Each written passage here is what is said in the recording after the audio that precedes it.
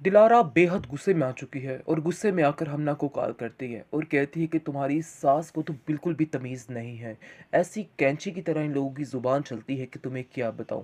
पता चल रहा है कि लाइबा की तबीयत भी उसकी माँ नहीं की है और बड़े अच्छे तरीके से उसने उसकी सारी आदतें अपनाई है।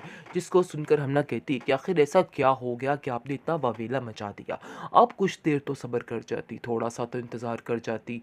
आप नहीं जानती कि ये सब सुनकर रेयान का मूड किस तरह से ऑफ हो जाएगा और वो इस चीज़ को कभी बर्दाश्त नहीं करेगा कि उसकी माँ और बहन को इस तरह जलील करके वहाँ से निकाला गया है। जिसको सुनकर वो कहती है कि जब तुम सुनोगी तो तुम भी यही कहोगी कि मैंने बहुत अच्छा किया है। असल में वो तुम्हारे खिलाफ एक प्लान कर रहे थे और तुम्हारे खिलाफ ही बोल रहे थे और लोगों को तुम्हारा सारा कुछ खोल के बताने की कोशिश करने लगे थे, जिसकी वजह से मुझे पता चल गया और मैंने इन लोगों को रोकने की कोशिश की है और मैं इसलिए इन लोगों को एक पल के लिए भीतर बर्दाश्त नहीं कर पाई। जिसको सुनकर वो कहती है हाँ ये सब कुछ तो ठीक था, लेकिन मुझे डर है कि कहीं रेयान को पता चले तो रेयान गुस्सा ही ना कर जाए और वो दोबारा से वापस ना आ जाए अपनी माँ बहन की मोहब्बत में। जिसको सुनकर वो कहती है तुम फिक्र मत करो, ऐसा कुछ नहीं होगा और ना ही उन्हें पता चलेगा।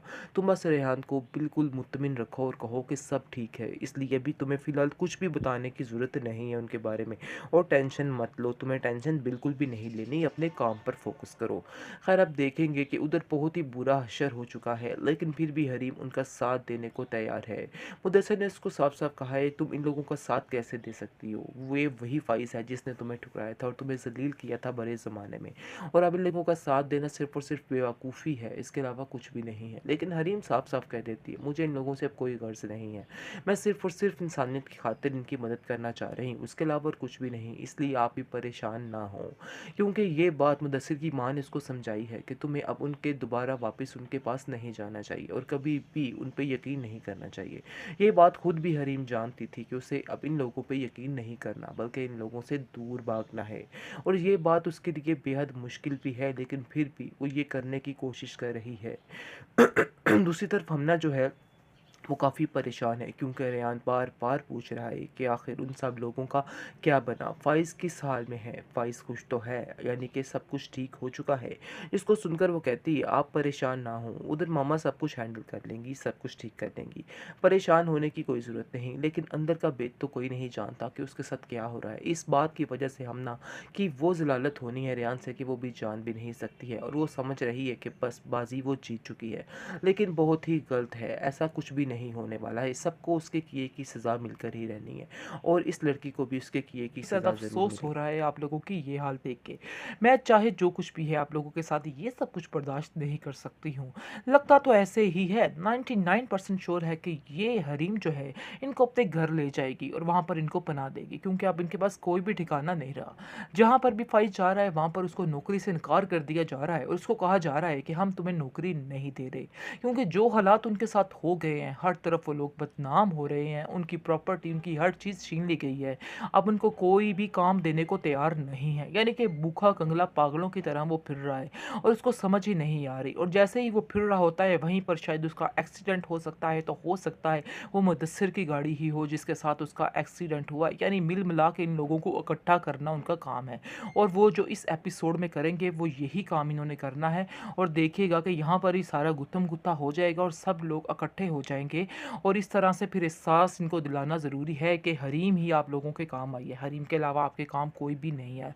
यानी कि किस्मत इनको फिर टिका कर वहीं पर लेके आई है, हरीम के घर इनके, यानी कि हरीम ने ही इनका साथ दिया है। इसलिए हरीम जो है बहुत परेशान भी होती है इन लोगों को देख।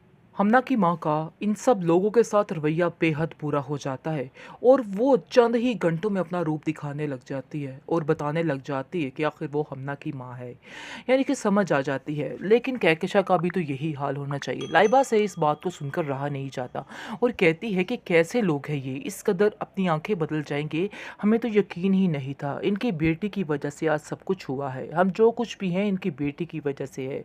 बहुत ज़्यादा बातें करती है, बहुत ज़्यादा बातें सुनाती है। कहकशा उसको खामोश करवाने की कोशिश करती है और कहती है कि खामोश हो जाओ, मौके को देखो, मौका महल देख के बात करते हैं, अभी ये मौका नहीं इन सब बातों का, तुम्हें ज़रा सब्र करना होगा। लेकिन जी कहाँ लाइबा मानने वाली है, वो तो बस ऐसे तेज़ कैंची की तरह शुरू ही हो जाती है और ख़ामोश होने का नाम नहीं लेती है।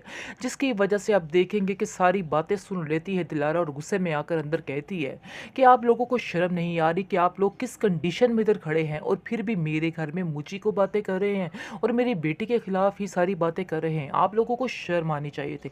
इसका सुनकर वो कहती है लाइबा कि हाँ, इसमें झूठ कौन-सा है? मैं जो कह रही हूँ सच कह रही हूँ। आप लोगों की वजह से सब कुछ हुआ है।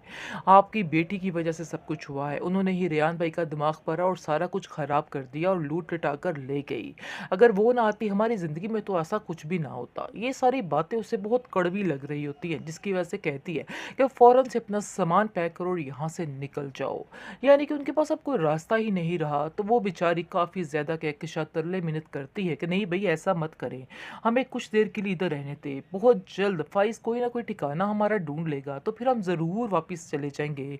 हमें कुछ दिन की मोहलत दें, मैं लाइबा को लेके यहाँ से कहाँ जाऊँ? लेकिन कहाँ दलारा सुनने वाली है, वो तो शदीद गुस्से में आ चुकी है और कहती है कि फ़ौरन से फ़ौरन इस घर से बाहर निकलिए, क्योंकि मैं आप लोगों को एक पल के लिए भी इधर अब नहीं रहने दूँगी। ऐसा ही होता है। उन लोगों को ज़लील-ओ-ख़्वार करके वो वहाँ से बाहर निकाल देती है। फिर बार-बार कहकशा को हरीम याद आ रही होती है कि हमने हरीम के साथ ये सब कुछ किया, तो इसलिए हमारे साथ ये सब कुछ हुआ। ख़ैर देखिए जी, बहुत ज़्यादा परेशानी के आलम में वहाँ से गुज़र रहे होते हैं, तो लोग उसको लूटने के लिए खड़े होते हैं।